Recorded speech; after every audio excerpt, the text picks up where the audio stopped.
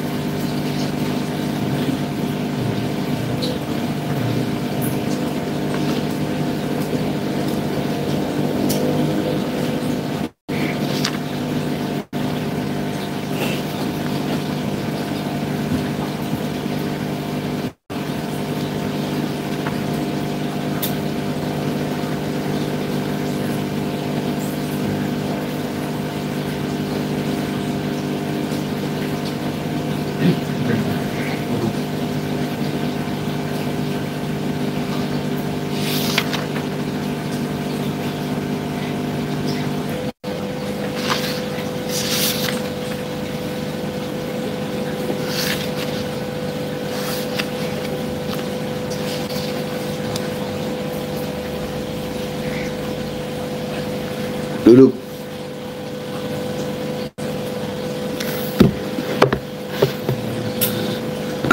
Bismillahirrahmanirrahim. An Ali radhiyallahu anhu fi qoulihi ta'ala ku anfusakum wa ahlikum nara.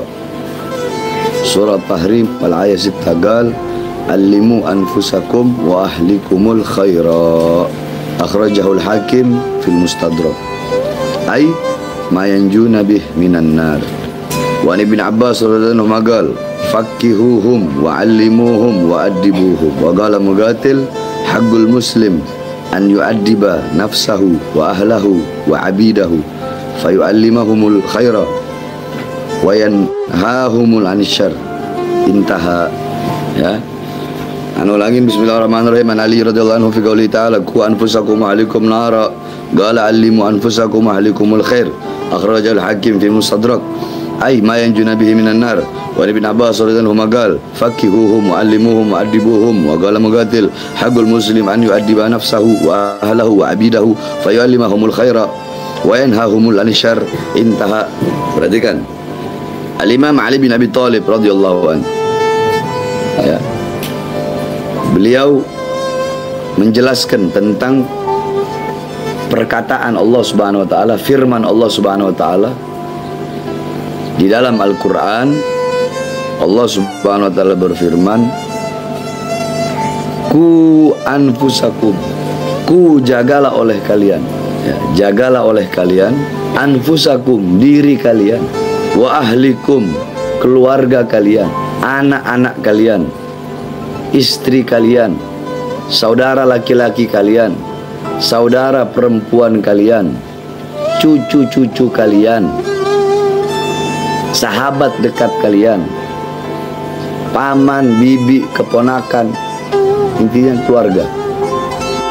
Mau keluarga secara ikatan darah atau keluarga yang sudah ente anggap walaupun tidak ada hubungan darah tapi sudah ente anggap seperti keluarga, seperti teman ente, siapapun yang dianggap sebagai keluarga.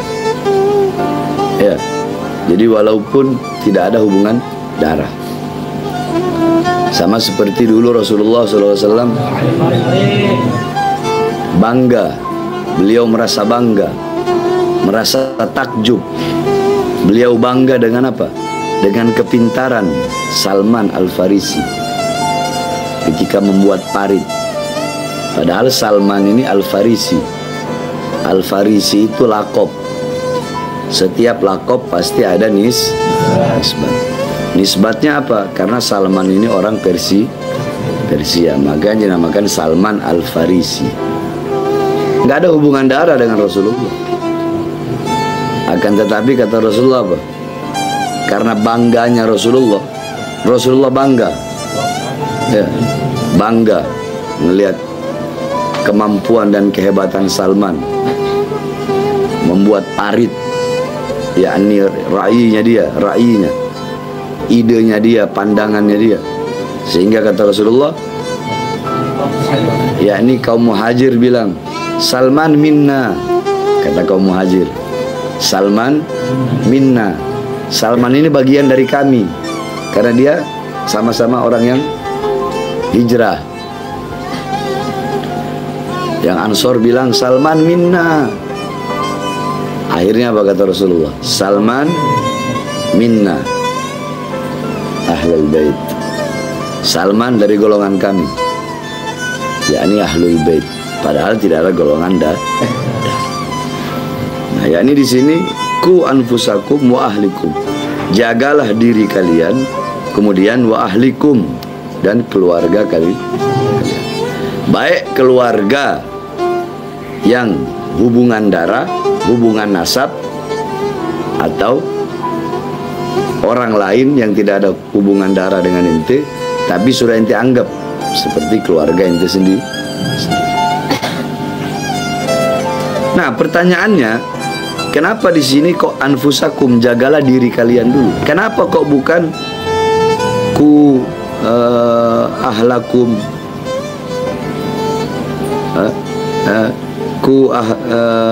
bukan yakni ku ashab, ku ashabukum, ku ashabukum, atau ku khalilukum, atau ku azwajukum, atau apalah. Tapi di sini Allah Subhanahu wa taala mendahulukan anfusakum, jamak dari nafas, jamak dari diri. Yakni jagalah diri kalian, maksudnya diri sendiri. Nah, para ulama ahli tafsir mengatakan, ketika Allah Subhanahu wa taala, ya, di situ ada yakni ayat Al-Quran yang dimana Allah mendahulukan yang satu daripada yang satu dalam satu ayat yang sama, ya, yakni wawunya itu wawu atof, wa kadza wa kadza wa kadza wa kadza wa kadza. Contoh, wal muslimina wal muslimina wal muslimat wal mu'minina wal mu'minat. Contoh, kenapa kok wal muslimin, sumama wal muslimina wal muslimat wal mu'minina wal mu'minat? Yang lebih dulu apa? Muslimin. Kenapa kok bukan mukminin dulu? Kenapa kok muslim dulu? Nah, ini tamthil, contoh perumpamaan. Ya. Berarti yang lebih afdol, yang lebih utama itu yang lebih Allah dahulukan di dalam penempatan awal tadi, paham kan? Kalau di sini kan ku anfusakum wa ahlikum, berarti yang pertama Allah sebut apa? Jagalah diri kalian. Ya, jagalah diri kalian. Berarti yang Allah dahulukan adalah lafaz di diri kalian. Sama seperti wal muslimina wal muslimat wal mu'minina wal mu'minat. Kenapa muslim dulu? Karena kalau mukmin itu belum tentu muslim. Tapi kalau muslim sudah tentu mukmin. Makanya muslim lebih afdol daripada mukmin. Loh, kok bisa, Beb? Iya. Mukmin, orang mukmin itu yakni man amana billahi wa malaikatihi wa kutubihi wa rusulihi wa bil yaumil akhir wa bil qadari khairihi wa syarrihi minallahi ta'ala. Itu mukmin. Mukmin itu man amana billahi, siapa orang yang percaya beriman kepada Allah, wa malaikatihi, dan para malaikat-malaikat Allah, wa kutubihi, dan kitab-kitab Allah, wa rusulihi, dan rasul-rasul Allah, wa bil yaumil akhiri, dan beriman kepada hari akhir. Dia percaya, dia yakin adanya hari kiamat, wa bil qadari, dan dia percaya kepada takdir Allah, khairihi wa syarrihi, baik takdir yang baik atau baik takdir yang buruk, minallahi ta'ala, yang datang dari Allah Ta'ala. Iya kan? Yakni dia yakin. Tetapi berapa banyak orang percaya kepada Allah tapi dia nggak sholat. Dia percaya kepada Allah tapi dia nggak puasa. Dia nggak percaya kepada Allah. Dia percaya ada kepada Allah. Dia percaya kepada malaikat. Dia percaya ada raqib, ada atid. Dia percaya Makanya kan anak sudah sering bilang, anak ketika menjelaskan, itu tahu kan, anak kalau ngejelasin itu luas. Jadi anak nggak langsung ke intinya. Anak ngasih ke inti orang ini pemahaman yang luas, biar ente bisa tahu kenapa kok di sini ada anfusakum dulu. Nah, anak kasih tamsil, perumpamaan yang gampang tadi, muslimin sama mukminin. Kenapa kok yang didahulukan muslimin? Karena muslim lebih afdol daripada mukmin. Mukmin kan yakin, percaya kepada Allah dan malaikat apa semua, Nabi Rasul. Mereka percaya itu, bukan enggak. Mereka percaya ada surga, ada neraka, takdir baik, takdir buruk. Ya, mereka percaya ada takdir baik. Mereka percaya. Tapi ketika kebaikan yang menimpa mereka, mereka nggak bersyukur. Padahal mereka udah tahu itu datangnya dari Allah. Ketika diberikan keburukan, mereka banyak mengeluh. Padahal mereka tahu itu datangnya dari Allah. Mereka percaya itu. Jadi mukmin itu mereka percaya kan? Ayo anak tanya sama ente. Orang-orang muslim, orang-orang mukmin di luar sana atau kita lah, nggak usah di luar, kita nih yang suka berbuat dosa, yang suka berbuat maksiat. Emang kita nggak percaya sama Allah? Percaya kan? Berarti kita mukmin. Tapi muslim, siapa itu muslim? Muslim itu adalah yakni seseorang yang dibebankan baginya untuk menjalankan syariat Islam, sholat, puasa. Yakni orang-orang yang menjalankan rukun Islam, sholat, puasa, haji. Nah, berarti seorang muslim, ya, orang itu dia sholatnya masya Allah, puasanya masya Allah, haji, ya, zakat, bertakwa kepada Allah, takut kepada Allah, tunduk kepada Allah, khauf, khasyah, tidak berbuat dosa kepada Allah Subhanahu wa taala, tidak mau melanggar syariat. Dia muslim. Tidak mau melanggar syariat. Jadi mukmin belum tentu muslim. Kenapa? Karena mukmin hanya sekedar yakin, dia percaya kepada Allah, tapi masih melanggar syariat. Tapi muslim yang menjalankan syariat itu udah pasti makanya didahulukan muslim. Paham nggak? Nah, di sini jadi paham ya. Jadi ketika ada satu ayat, ya, contoh ini contoh banyak banget ayat-ayat yang atiullah. Berarti habis atiullah siapa? War Rasul, ya kan? Atiullah. Allah mendahulukan siapa di situ? Allah, habis Allah Rasul. Nah, berarti yang harus didahulukan Allah, terus Rasul. Wa ulil amri minkum. Jadi jangan, yakni setiap ayat itu, contoh di sini. Wa qala Allah taala yarfa'illahu alladhina amanu minkum walladzina utul ilma darajat. Allah Subhanahu wa taala mengangkat. Ya. Allah mengangkat. Siapa yang Allah angkat? Amanu minkum. Orang-orang yang benar beriman, minkum daripada kalian, walladzina dan orang-orang yang berilmu. Apa yang Allah angkat? Derajat.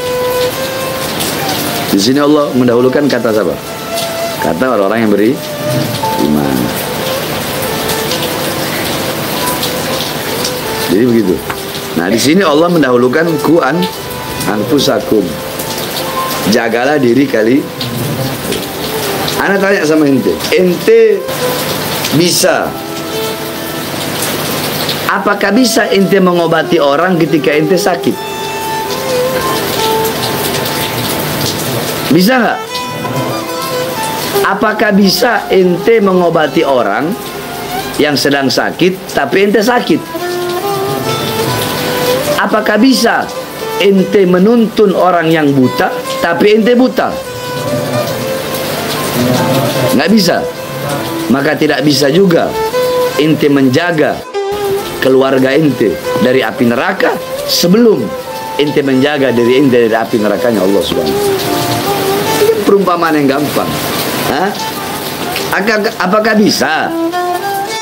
Apakah bisa engkau mengobati orang yang sakit sedangkan engkau sendiri sakit? Bisa. Apakah bisa engkau menolong orang yang buta sedangkan engkau sendiri buta? Enggak. Nah terus bagaimana engkau mau menjaga? Apakah bisa kau menjaga keluargamu, anakmu, istrimu dari api neraka, sedangkan engkau tidak bisa menjaga dirimu sendiri dari api nerakanya Allah Subhanahu wa taala? Makanya Allah dahulukan ku anfusakum, jaga dirimu. Paham? Jadi dirimu dulu. Jaga kau punya diri. Setelah kau menjaga kau punya diri, wa ahlikum, kemudian jaga kau punya keluarga. Dari apa menjaganya? Dari neraka. Nah, maksudnya apa sih? Menjaga diri kita dan menjaga keluarga itu dari api neraka, maksudnya apa? Caranya bagaimana? Nah, Imam Ali mengatakan, alimu, ajarilah oleh kalian anfusakum wa ahlikum khaira. Maksud beliau apa? Ajari diri kalian, ajari keluarga kalian. Apa yang diajari? Khaira, kebaikan. Maksudnya apa? Mayanjuna biminan nar, yakni perkara-perkara, hal-hal yang bisa menyelamatkan dirimu dan keluargamu dari api neraka. Apa? Ya, caranya dengan ilmu. Yakni kata Ibn Abbas, faqihuhum, ya, faqihuhum, jadikan dirimu, jadikan keluargamu, ya, anakmu, istrimu, ponakanmu, cucumu, keluargamu, jadikan mereka orang-orang yang mengerti tentang ilmu agama, tentang ilmu syariat. Faqihuhum, jadikan mereka orang-orang yang memperdalam ilmu agama. Jadikan mereka orang-orang yang tahu fikih, tahu cara istinja, tahu cara kencing yang benar seperti apa. Jangan aja sepelekan hal kecil. Ente lihat berapa banyak orang-orang itu kencing berdiri. Makanya ente bayangkan aja di neraka itu banyak orang masuk neraka hanya perkara kencing. Kencing ini perkara kecil nggak? Kalau kita lihat perkara kecil kan? Iya kan? Tapi banyak orang masuk neraka karena kencingnya. Maksudnya apa? Karena bodoh, nggak tahu kencing itu seperti apa, tata cara kencing yang benar, tata cara istinja yang benar itu seperti apa, toharo yang benar seperti apa. Sehingga ketika kencingnya nggak benar, mungkin ceboknya nggak benar, karena nggak pernah belajar fikih, akhirnya apa? Masih ada air kencing yang tersisa, masih ada air kencing yang tersisa di celananya atau di ininya, sehingga sholatnya nggak sah. Faqihuhum wa'allimuhum, ajari ilmu agama, ajari dirimu. Maksudnya ajari dirimu ya kita belajar, maksudnya begitu. Kita belajar, setelah kita belajar kita ajari anak-anak istri kita, orang-orang terdekat kita. Ini kan terdekat, ahlun, keluarga. Ini kan keluarga yang paling dekat. Yang paling dekat sama kita siapa? Keluarga kan? Bapakmu, ibumu. Ya, kalau yang belum nikah. Kalau yang udah nikah, suamimu. Bagi perempuan, bagi laki-laki, istrimu. Yang udah punya anak, anak-anakmu. Bahkan andaikan ente punya pembantu, pokoknya orang-orang yang dimana nafkah mereka ente yang tanggung. Ente menanggung nafkah mereka. Pembantu ente nggak yang nanggung nafkahnya, ente nggak yang gaji. Kalau istilah zaman dulu budak, ya abid. Ya, makanya dikatakan hakul muslim, haknya seorang muslim itu an yu'addiba nafsahu, hendaknya dia mendidik dirinya, wa ahlahu dan keluarganya, wa abidahu dan budaknya. Budak kalau istilah sekarang pembantu lah, khadim, khadimah, hadamah. Kenapa? Karena pembantu itu adalah orang yang nafkahnya kita tanggung. Kayak ente orang di sini nafkahnya ana yang nanggung. Maka kewajiban ana untuk apa? Untuk mendidik ente orang, untuk menjaga ente orang. Kewajiban ana apa? Menjaga ente orang dari api neraka. Bagaimana cara ana menjaga ente orang dari api neraka? Yakni u'allimukum wa u'addibukum wa udarrisukum ad-din ad-durus. Maka caranya apa? Ana mengajarkan kepada ente, ana mendidik ente dengan pendidikan agama melalui ad-durus, pelajaran-pelajaran agama. Kenapa? Karena ente tanggung jawab ana. Ente yang ada di sini haknya ana. Ente ketika di luar milik orang tua ente. Ketika di pesantren di sini ente haknya ana. Ente tanggung jawabnya ana. Ente anak kandung ana.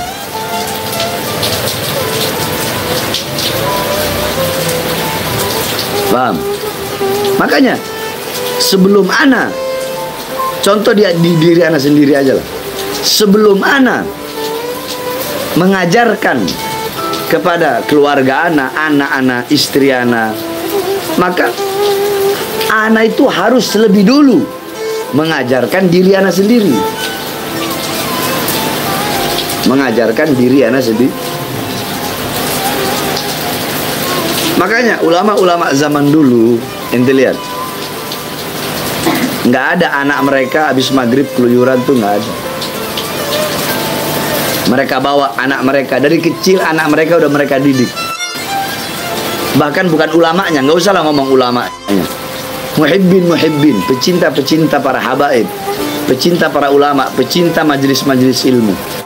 Dari anaknya masih kecil udah mereka bawa ke para habaib agar cinta, udah mereka bawa ke para kiai, mereka bawa ke para ulama, ya.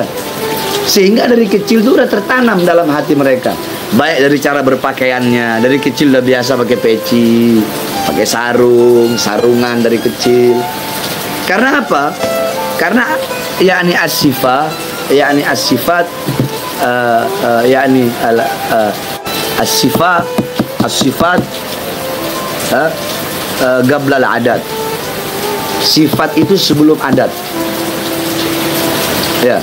Jadi sebelum menjadi adat, sebelum menjadi sifat itu adat dulu. Paham nggak itu? Sifat seseorang itu terbentuk melalui adat. Iya, yakni bunya sifat bil adah, begitulah. Dibangunnya sifat seseorang itu melalui adat. Apa itu adat? Kebiasaan. Ente orang kalau dari kecil kebiasaan nyolong, besar jadi apa?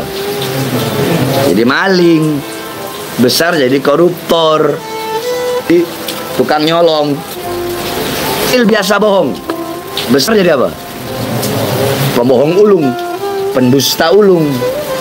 Ente dari kecil suka main motor, besar jadi apa? Pembalap. Karena itu udah adat, kebiasaan. Ana dari kecil suka berantem. Ana dari masih kecil itu udah suka fight, suka berantem. Makanya jangan heran anak kayak begini. Tapi ana nggak pernah nyari musuh. Musuh tidak aku cari. Musuh datang haram kulari. Itu istilah Sulawesi. Paham? Ya. Ente dari kecil biasa nyetir mobil, besar jadi apa? Jadi supir. Umumnya kebanyakan seperti itu. Walaupun ada orang yang kecilnya nakal, besarnya jadi ulama. Sebaliknya, ada yang dari kecil belajar terus, besar malah jadi bandel. Itu ada, cuma sedikit. Karena terciptanya, terbentuknya sifat itu melalui adat istiadat, kebiasaan kita sehari-hari. Paham? Ente orang jawab jujur, sebelum masuk pondok sini ente pakai peci putih apa pakai peci hitam? Hitam kan? Tapi apa? Di sini anak gembleng ente orang, anak jadikan kebiasaan untuk pakai peci putih. Sehingga ente pakai peci ikuti. Nah, kemarin ente waktu bebas, waktu apa bebas, waktu apa, waktu pulang liburan, pakai baju putih apa pakai baju hitam? Nah, terdidiknya sifat ente melalui kebiasaan yang ente lakukan. Nah, makanya orang-orang zaman dulu mereka membiasakan anak mereka dari masih kecil-kecil. Itu udah mereka biasain duduk di majelis ilmu, dibawa ziarah kubur para wali, ziarah kubur para aulia, diajak ke majelis-majelis ilmu, diajak ke majelis-majelis taklim dari masih kecil. Orang tua mereka membangun karakter anak-anaknya untuk cinta majelis ilmu, untuk cinta ulama, cinta ustadz, cinta kiai, cinta habaib, dididik dari kecil sehingga melalui adat kebiasaan yang dididik oleh orang tua itulah menjadi sifat. Habib Bahar kenapa keras? Ya, karena didikan anak dari kecil keras. Abah anak didik anak keras. Abah anak mendidik anak disiplin. Sampai anak punya abah ngedidik anak makan aja, makan itu nggak boleh ada suaranya. Makan nggak boleh ada suara.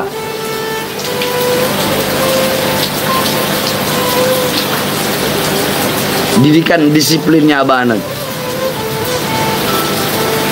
Maghrib wajib baca rotib hadat habis maghrib. Setiap hari wajib abah anak didik anak baca Quran 5 juz satu hari. Tiap habis sholat 1 juz, tiap habis sholat 1 juz, tiap habis sholat 1 juz, tiap habis sholat 1 juz.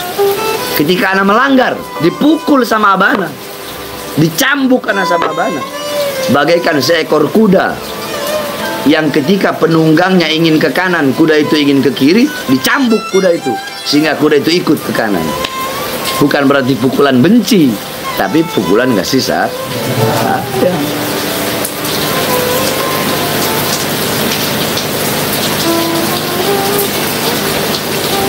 Abah anak didik anak keras. Apalagi kita orang-orang Sulawesi. Abah anak didik anak dengan keras, dengan tegas. Anak dididik didikan militer sama anak punya abah dari kecil. Anak dididik sama abah anak apa? Muhammad. Anak kan nama anak Muhammad Bahar. Muhammad Bahar bin Smith. Kalau di Manado itu anak punya keluarga sampai sekarang umi anak panggil Muhammad. Anak punya adik-adik manggil Kak Mat. Karena nama anak Muhammad Bahar. Muhammad, jangan ada satu manusia pun ngana takut kecuali Allah SWT.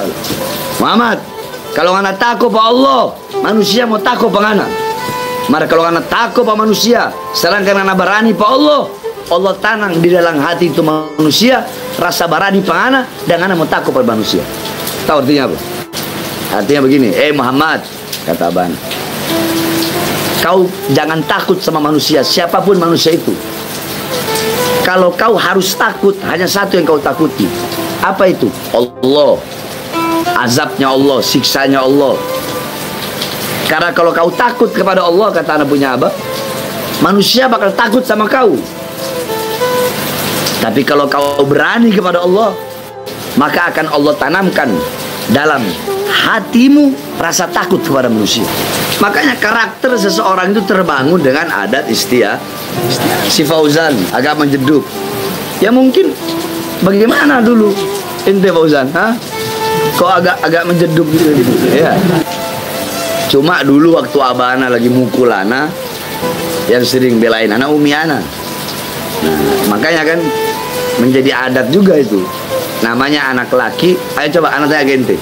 Ini ente orang semua laki, jawab ya. Ente lebih dekat ke ibu atau ke bapak? Ke abah? Ke ibu? Anak perempuan lebih dekat ke abahnya atau ke uminya? Itulah adilnya Allah Subhanahu wa ta'ala. Ente bayangkan coba adilnya Allah. Anak dengar suara kaki abah anak kan orangnya style, pakai sepatu apa namanya, sepatu pantopel, pakai aja jas abana, pakai kacamata, bawa mobilnya Holden. Ana dengar suara kaki abana aja terlari anak saking ketakutan. Ya sama kayak ente, dengar suara kaki ada itu udah lari kemana-mana, ya kan? Ngelihat anak kayak ngeliat setan aja ente orang. Tapi ada di satu sisi kelembutan. Jadi nggak harus kita mendidik itu keras terus.